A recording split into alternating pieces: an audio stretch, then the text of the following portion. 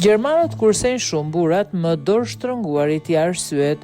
Gjermanët nuk e kanë problem të marrin kredi, por preferojnë të kenë kursime në rast të një situate të paparashikueshme në mënyrë që kredia të jetë më e favorshme, por gjermanët janë më të shqetësuar për pleqërinë. Ka gjithmonë më pak të rinj, gjithmonë më shumë të moshuar dhe pak besojnë se pensionet e tyre do të jenë të mjaftueshme për të paktën një jetë të mirë në pleqërinë e tyre.